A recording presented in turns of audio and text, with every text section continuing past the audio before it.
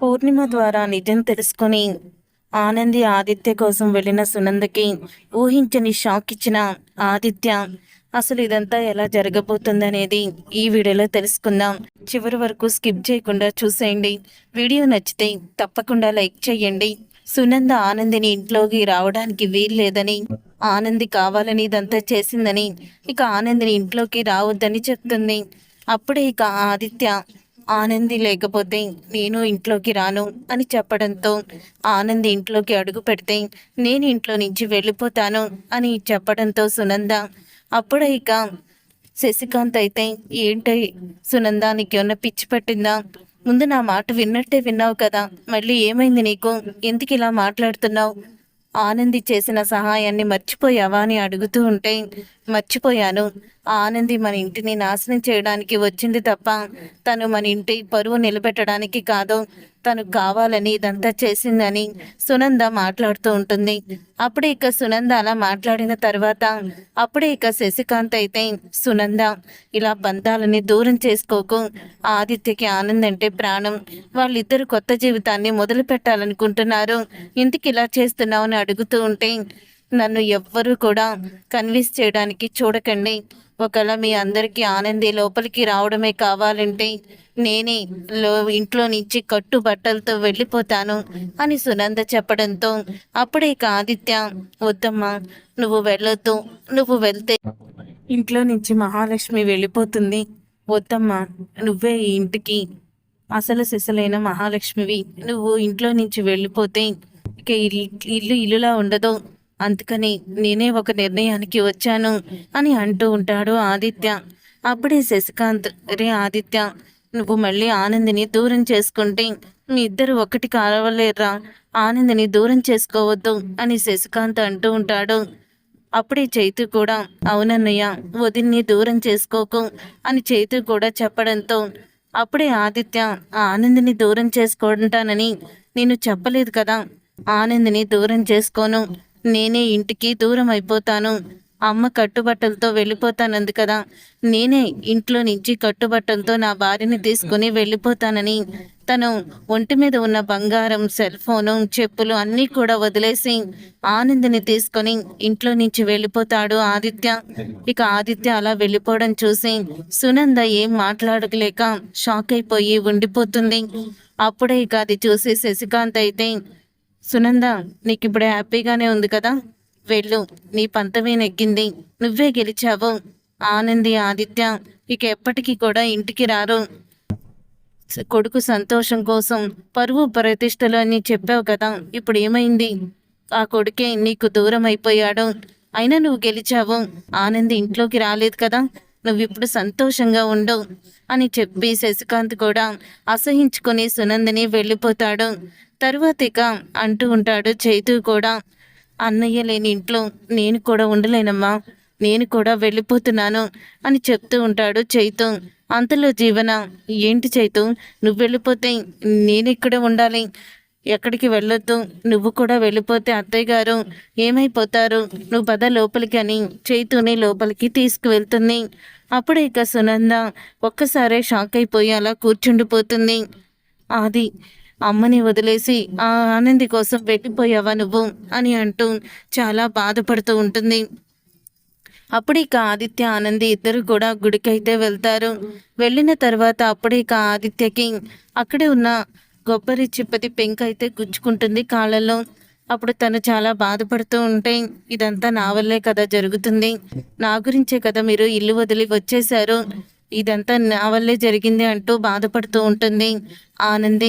ఇంకా ఆనంది అలా బాధపడుతుంటే, లేదు ఆనంది, ఇప్పటికి కూడా నేను ఆ నిర్ణయం తీసుకోకపోతే భర్తగా నేను ఓడిపోయినట్టే, ఈ రోజు నుంచి మన జీవితం మన కాళ్ళ మీద మనం నిలబడాలి, మనం ఏంటో చూపించాలి, అంతకన్నా ముందుగా నువ్వే తప్పు చేయలేదని అమ్మ తెలుసుకోవాలి అని చెప్తాడు ఆదిత్య. తర్వాత జీవన ఇందుమతికి ఫోన్ చేస్తుంది. ఇందుమతికి ఫోన్ చేసి, ఏంటే ఇంకెందుకు ఫోన్ చేసావు, ఆనంది మనం ప్లాన్ చేసి బయటికి నెట్టేస్తే మళ్ళీ అది భలే తెలివిగా మళ్ళీ ఆ ఆదిత్యని పెళ్లి చేసుకొని మళ్ళీ కోడలుగా సునంద ఇంట్లో అడుగు పెట్టేసింది, ఇక మన ఇద్దరి మధ్య మాట్లాడడానికి ఏముంది అని అంటూ ఉంటుంది ఇందుమతి.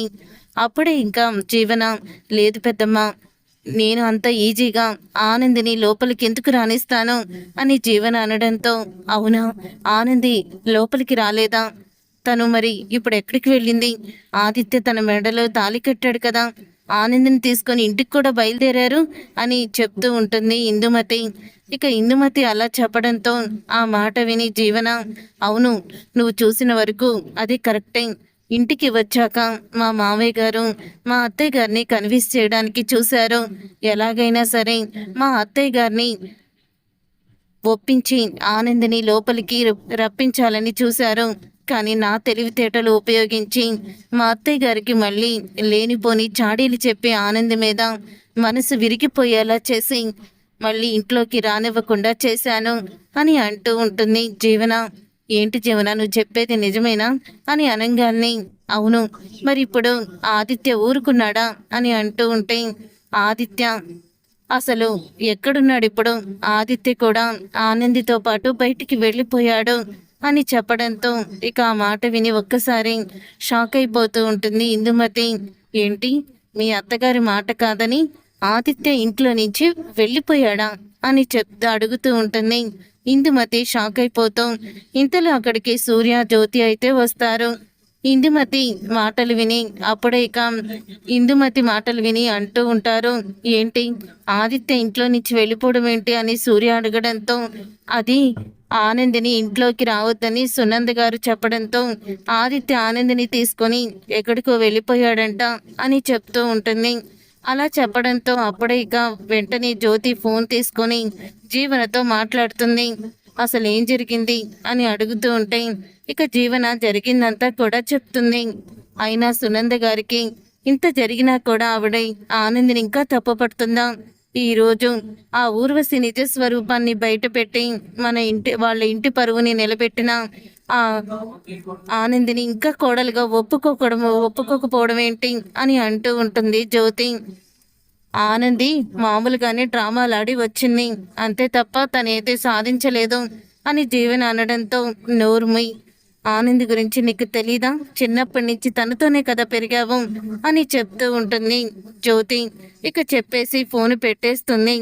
ఇక ఇంతలో సూర్య, జ్యోతి బయటికి వచ్చేసరికి సీనయ్య అయితే కూర్చొని ఉంటాడు ఆలోచిస్తూ.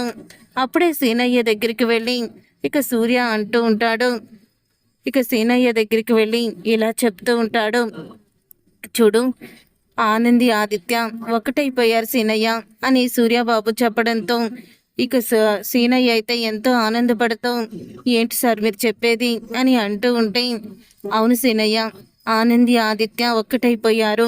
మళ్ళీ ఆదిత్య ఆనంది మెడలో కొత్తగా తాళి కట్టి తన దాన్ని చేసుకున్నాడు. కానీ ఇప్పుడు అని అంటూ మాట ఆపేస్తాడు. మరి ఇప్పుడు అంటున్నారేంటి, ఏం జరిగింది అని అనడంతో, ఏం జరిగిందా, ఆనందిని కోడలుగా ఒప్పుకోనని సునంద గారు అనడంతో ఆనందిని తీసుకొని ఇక ఆదిత్య ఇంట్లో నుంచి బయటికి వచ్చేసాడంట అని అనగానే, అవునా, ఇంత జరిగిందా? మరి ఎందుకు మరి ఆనంది ఆదిత్య బాబుని తీసుకొని ఇక్కడికి రాలేదో? ఎందుకు తను ఎక్కడికి తీసుకువెళ్ళింది ఆదిత్యని అని అడుగుతూ ఉంటాడు సీనయ్య. అదే నాకు అర్థం కావడం లేదు, ఎక్కడికి వెళ్ళారో తెలియడం లేదు, పద వెతుకుదామని వాళ్ళైతే ఆదిత్య కోసం వెతుకుతూ వస్తూ ఉంటారు. ఇంతలో గుడిలో ఇద్దరు కూడా కూర్చొని ఉంటారు. అలా గుడిలో కూర్చొని ఉండగా అప్పుడే ఇంకా పంతులు గారు అయితే వస్తారు. ఇంకా పంతులు గారు వచ్చాక అప్పుడే ఆనంది అంటూ ఉంటుంది, జరిగిందంతా చెప్తుంది. చూడమ్మా ఆనంది, ఏం జరిగినా మన మంచికి అనుకోవాలి. నీ భర్త నీకు తోడుగా ఉండగా నీకు ఇక కష్టాలు ఉండవు. ఇప్పటి నుంచి కొత్త జీవితాన్ని మీరు మొదలు పెట్టండి. ఆ దేవుడే మీకు అండగా నిలబడతాడు అని పూజారి తాత అయితే చెప్తాడు. అప్పుడు ఇక ఆదిత్య అయితే, చూడానంది, నువ్వు జరిగిన దాని గురించి ఇక ఆలోచించుకో, నేను కూడా మర్చిపోయాను. కానీ ఒకే ఒకటి, ఇప్పటి వరకు మా అమ్మని నేను ఏ విషయంలో కూడా ఎదిరించలేదు. తన మాటకి నేను ఎప్పుడూ కూడా అసలు ఏమీ అనలేదు. కానీ ఇప్పుడు ఎదిరించాను, అది నీ కోసమే. నీ దగ్గర న్యాయం ఉంది కాబట్టి మా అమ్మ పొరపాటు పడుతుంది. కోపంలో తను ఆలోచన శక్తి కోల్పోయింది. అందుకని నేను ఇలా చేశాను అంటూ ఇక నిజాన్ని బయట పెడతాడు ఆదిత్య. ఇక ఆదిత్యని అలాగే ఆనందిని వెతుక్కుంటూ అయితే ఇక్కడికి వస్తారు. గుడికైతే వచ్చేస్తారు జ్యోతి, సూర్య అలాగే సీనయ్య ముగ్గురు కూడా. ఇక ఆనందిని చూసి కుట్టి కుట్టి ఎందుకు ఇక్కడున్నావు నువ్వు? మన ఇంటికి వచ్చేవచ్చు కదా అని జ్యోతి అడగడంతో అప్పుడే లేదు జ్యోతమ్మ, మేము ఇంట్లో నుంచి వచ్చేసింది మీ ఇంట్లో కానీ మా ఇంట్లో కానీ ఉండడానికి కాదు. మేమంటూ ఒక ఇంట్లోనే ఉంటాము, ఎవరింటికి రాము అని అంటూ ఉంటుంది ఆనంది. ఏంటి ఆదిత్య బాబు, మీరు కూడా మన ఇల్లు ఉంది కదా, మా ఇల్లు మీ ఇల్లు కాదా అని అడుగుతూ ఉంటాడు సీనయ్య. లేదు సీనయ్య, మేమంటూ ఇంకొక ఇంట్లో ఉంటాము అని అడగాలని అప్పుడే అంటూ ఉంటాడు సూర్య. సరే మా ఇంటికి రండి అని అంటూ ఉంటే లేదు నన్ను ఎక్కువగా ఫోర్స్ చేయకండి, నేను ఎవరింట్లోనూ ఉండను అని చెప్తూ ఉంటాడు ఆదిత్య. అవును సూర్యబాబు, ఆదిత్య బాబు ఎవరింట్లో ఉండనని నాకు చెప్పారు, అందుకని వేరే ఇల్లు ఏదో ఒకటి చూసుకొని అక్కడే ఉంటాము అని అనగానే అంతలో జ్యోతి అయితే ఎలా అంటుంది, సరే మన గెస్ట్ హౌస్ ఉంది కదా మీరు అక్కడ ఉండండి, ఒకవేళ మీరు ఉత్తిని ఉండకపోతే ఎంతో కొంత రెంటించన్నా అక్కడే ఉండండి అని అంటూ ఉంటుంది జ్యోతి. అప్పుడే ఇక ఆ మాట విని అంటూ ఉంటాడు సూర్య కూడా, అవును ఆనంది, మేమేమి ఉత్తిని ఉండడం అనలేదు కదూ, మీరు ఎలాగో ఇల్లు చూసుకుంటున్నారు, మన గెస్ట్ హౌస్ ఎలాగో ఖాళీగానే ఉంది అని చెప్తూ ఉంటే అప్పుడే ఆనంది ఆదిత్యని అడుగుతుంది. ఇక ఆదిత్యని అలా అడగడంతో అప్పుడే ఇక ఆదిత్య కూడా దానికి ఒప్పుకొని జ్యోతి వాళ్ళ గెస్ట్ హౌస్ దగ్గరికి అయితే వెళ్తారు. అలా వెళ్ళిన తర్వాత ఇంతలో ఇక శశికాంత్ అయితే పూర్ణిమకి ఫోన్ చేస్తాడు. ఇక పూర్ణిమకి ఫోన్ చేసి నువ్వు తీసుకున్న తొందరపాటు నిర్ణయానికి ఈరోజు నా కొడుకు కోడలు ఇంట్లో నుంచి వెళ్ళిపోయారు అని అంటూ ఉంటాడు శశికాంత్. అప్పుడే ఇక పూర్ణిమ, ఏంటి మీరు చెప్పేది? ఆనంది ఆదిత్య ఇంట్లో నుంచి వెళ్ళిపోవడం ఏంటి, అది కూడా నా కారణంగా, ఎందుకు మీరు ఎలా మాట్లాడుతున్నారు, అసలు నేనేం చేశాను అని అంటూ ఉంటుంది పూర్ణిమ.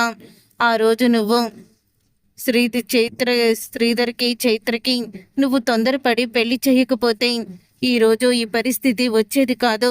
ఆ రోజు సునంద ఈ పెళ్లికి ఒప్పుకుంది, కానీ నువ్వు రాత్రికి రాత్రే ఆనందికి కూడా చెప్పకుండా పెళ్లి ముహూర్తం పెట్టించి వాళ్ళిద్దరికీ పెళ్లి చేశావు, అందుకే ఇదంతా జరిగింది అని అంటూ ఉంటాడు. అప్పుడే శశికాంత్ అయితే నువ్వు నా మాట విని, ఇదంతా ఆనంది మాట విని మీ చెప్పినట్టు వాళ్ళ పెళ్లి జరుగుంటే ఈరోజు ఎవ్వరికి కూడా ఏ సమస్య ఉండేది కాదు, అందరం కూడా సంతోషంగా ఉండేవాళ్ళము. నీ మట్టుకి నువ్వు చక్కగా పెళ్లి చేసి వాళ్ళిద్దరిని తీసుకొని ఫారిన్ వెళ్ళిపోయావు, సంతోషంగా ఉన్నావు. కానీ మీకు మంచి చెయ్యాలనుకుని ఈరోజు ఆనంది, నా కొడుకు ఆదిత్య ఇద్దరు కూడా ఇంట్లో నుంచి వెళ్ళిపోవాల్సి వచ్చిందని ఇక కోపంగా మాట్లాడతాడు శశికాంత్. అలా మాట్లాడుతూ ఉండగా అప్పుడే సునంద అక్కడికి వచ్చి వాళ్ళ మాటలు వింటుంది. శశికాంత్ పూర్ణిమతో మాట్లాడడం చూసి ఈయన పూర్ణిమకి ఫోన్ కూడా చేస్తున్నారా, పూర్ణిమతో మాట్లాడుతున్నారా అని ఆలోచిస్తూ ఉంటుంది, కోపంతో చూస్తూ ఉంటుంది. అప్పుడే ఇంకా సునంద. ఇంతలో శశికాంత్ అయితే ఇక పూర్ణిమతో కోపంగా మాట్లాడి ఫోన్ పెట్టేస్తాడు. అది కాదండి, ఆ రోజు ఏం జరిగిందంటే అని చెప్పబోతూ ఉన్నప్పుడే పూర్ణిమ ఇక ఫోన్ అయితే పెట్టేస్తాడు శశికాంత్. ఫోన్ పెట్టేసిన తర్వాత ఇక వెంటనే సునంద అయితే లోపలికి వస్తుంది. శశికాంత్ ఫోన్ అక్కడే వదిలేసి వెళ్ళిపోతాడు. శశికాంత్ ఫోన్ వెళ్ళిపోయిన తర్వాత అప్పుడే మళ్ళీ పూర్ణిమ తిరిగి ఫోన్ చేస్తూ ఉంటే మళ్ళీ ఫోన్ చేస్తుంది పూర్ణిమ అని అనుకొని ఇక వెంటనే ఫోన్ లిఫ్ట్ చేస్తుంది. ఫోన్ లిఫ్ట్ చేసి ఫోన్ను చెవి దగ్గర పెట్టుకుంటుంది. నేను చెప్పేది వినండి ఆనంది, మా అత్తయ్య గారు సమక్షంలోనే వీళ్ళిద్దరి పెళ్ళి జరగాలి, మా అత్తయ్య గారు ఒప్పుకోవాలి, ఇంట్లో ఎటువంటి గొడవలు జరగకూడదని, అప్పుడు ఈ పెళ్ళి ఎలా జరిపించాలో అన్నీ కూడా నాకు చెప్పింది. నేను కూడా దానికి ఒప్పుకున్నాను. కానీ తర్వాత ఇందుమతి గారు వచ్చారు. అప్పటికే రౌడీలు మమ్మల్ని చంపాలని చాలా ప్రయత్నాలు చేస్తున్నారు. ఆ రౌడీల నుంచి ఎలా తప్పించుకోవాలో తెలియని పరిస్థితుల్లో మమ్మల్ని మేము కాపాడుకోవాలని ఆ ఇందుమతి చెప్పిన మాటలు విన్నాము.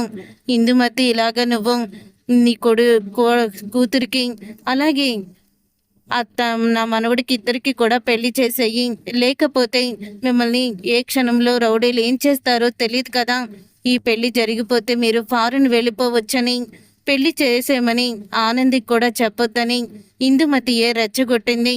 అందుకని ఇందుమతి మాటలు విని అప్పటికి ప్రాణాలు గుప్పెట్లో పెట్టుకున్న మేము చాలా కంగారు పడిపోతూ పెళ్ళి ఆనందికి కూడా తెలియకుండా నేను పెళ్లి పనులు అన్నీ కూడా మొదలుపెట్టి పెళ్లి జరిపించాను అని పూర్ణిమ అయితే నిజాన్ని బయట పెడుతుంది.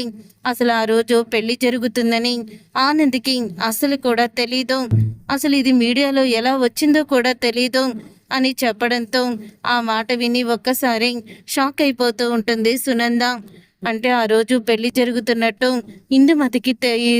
ఇందుమతి చేసిందా, ఆనందికి కూడా తెలీదా, ఇందుమతి వల్లే ఆ పెళ్లి జరిగిందా అని సునంద అయితే అనుకుని ఇక ఇందుమతి దగ్గరికి అయితే వెళ్తుంది. పూర్ణిమ దగ్గరికి వెళ్ళి ఆ రోజు రాత్రి నువ్వేం చెప్పావు, ఆనందికి తెలియకుండా శ్రీధర్కి చైత్రకి పెళ్లి చేయమని చెప్పావా నువ్వు అని నిలదీస్తుంది. అప్పుడే ఇక ఇందుమతి షాక్ అయిపోతూ అది అది అని తడబడుతూ ఉంటే అప్పుడు ఇందుమతి చెంప పగలగొట్టి నీ వల్ల నేను ఆనందిని అపార్థం చేసుకున్నాను, ఆనంది ఇదంతా చేయించిందని అనుకున్నాను, ఎందుకు చేసావు ఇలా నువ్వు అని అడుగుతూ నిలదీస్తూ ఉంటే అప్పుడే జ్యోతి వయసుకి పెద్దవాళ్ళు బుద్ధి లేదా మీకు అంటూ ఇక ఇందుమతిని తిడతారు. కానీ ఇందుమతి మాత్రం తెలివిగా జీవన పేరు మాత్రం బయట పెట్టదు. అంటే వాళ్ళు రౌడీలు అలాగని చాలా భయపడిపోతున్నారు కదా, గుట్టు చప్పుడు లేకుండా పెళ్లి చేసి ఫారెన్ వెళ్ళిపోతే మీకు ఏ గొడవ ఉండదు కదా అని అన్నాను. అంతే తప్ప నేను ఇలా జరుగుతుందని అసలు కూడా ఊహించలేదు అని చెప్పడంతో ఆ మాట విని అప్పుడు ఇక సునంద అయితే నీలాంటి వాళ్ళు కుటుంబాల్ని నాశనం చేయడానికే ఉన్నారు, ఈరోజు నీ వల్ల నా కొడుకు కోడలు దూరం అయిపోయారు అని అంటూ సునంద అయితే కోపంతో రగిలిపోతూ ఉంటుంది. అప్పుడు ఇక జ్యోతి ఇప్పటికైనా ఆలస్యమేముంది, మీరు వెళ్ళి ఆదిత్యని ఆనందిని ఇంటికి తీసుకువెళ్తే వాళ్ళు ఖచ్చితంగా మీతో పాటు వస్తారు, ఇప్పుడు నిజాలు తెలిసాయి కదా అని అంటూ వాళ్ళు గెస్ట్ హౌస్లోనే ఉంటున్నారని చెప్తుంది జ్యోతి. దాంతో ఇక అందరూ కూడా గెస్ట్ హౌస్ దగ్గరికి అయితే వెళ్తారు. ఇంతలో ఇక ఇందుమతి జీవనకు ఫోన్ చేసి జరిగిందంతా చెప్పడంతో నా పేరు కానీ నువ్వు బయట పెట్టావా పెద్దమ్మ అని అడుగుతూ ఉంటుంది. లేదు జీవన, నీ పేరైతే నేను బయట పెట్టలేదు అని చెప్తూ ఉంటుంది ఇందుమతి. నీ పేరెందుకు చెప్తాను, నా మీదే వేసుకొని నేనే దెబ్బలు తిన్నాను, కానీ ఇప్పుడు ఆనంది ఆదిత్య ఖచ్చితంగా ఇంటికి వచ్చేస్తారు, ఇక మీ అత్తయ్య గారు వాళ్ళిద్దరిని ఖచ్చితంగా ఇంటికి తీసుకొస్తుంది అని చెప్తూ ఉంటే ఇక ఆ మాట విని అప్పుడే జీవన షాక్ అయిపోతూ ఉంటుంది. తర్వాత ఇక ఆదిత్య దగ్గరికి సునంద అయితే వెళ్తుంది. వెళ్ళిన తర్వాత అప్పుడే ఇక సునంద అయితే జరిగిందంతా చెప్పి నేను ఆనందిని అపార్థం చేసుకున్నాను, నువ్వు ఆనందిని తీసుకొని ఇంటికి వచ్చేసాయి అని అడుగుతూ ఉంటుంది సునంద. అప్పుడు ఇక ఆదిత్య అయితే నేను రాను అని చెప్పేస్తాడు. దాంతో ఒక్కసారి సునంద షాక్ అయిపోతూ అదేంటి ఎందుకు నువ్వు రానంటున్నావు అని అనగానే ఎందుకమ్మా ఇలాగా తను ఏదో ఒక విషయంలో తప్పు చేసిందని ప్రతిసారి ప్రతి విషయంలో నువ్వు ఆనందిని అపార్థం చేసుకుంటూనే వచ్చావు, తను మన కుటుంబానికి సహాయం చెయ్యాలనుకుంటుంది, మన కుటుంబాన్ని ఎప్పటికప్పుడు కాపాడాలని అనుకుంటుంది, కానీ ప్రతి విషయంలో నువ్వు తనని అపార్థం చేసుకుంటూనే వచ్చావు, అపార్థం చేసుకొని తనని చాలా బాధ పెట్టావు.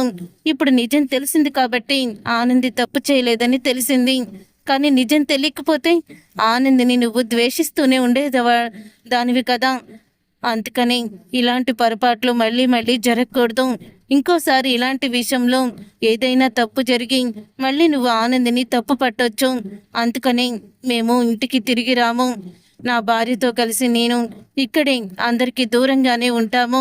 దయచేసి మమ్మల్ని ఇంటికి రమ్మని మాత్రం పిలవద్దు అని ఆదిత్య అయితే షాక్ ఇస్తాడు. అప్పుడు ఇక ఆదిత్య అలా చెప్పడంతో ఒకేసారి షాక్ అయిపోతూ ఉంటుంది.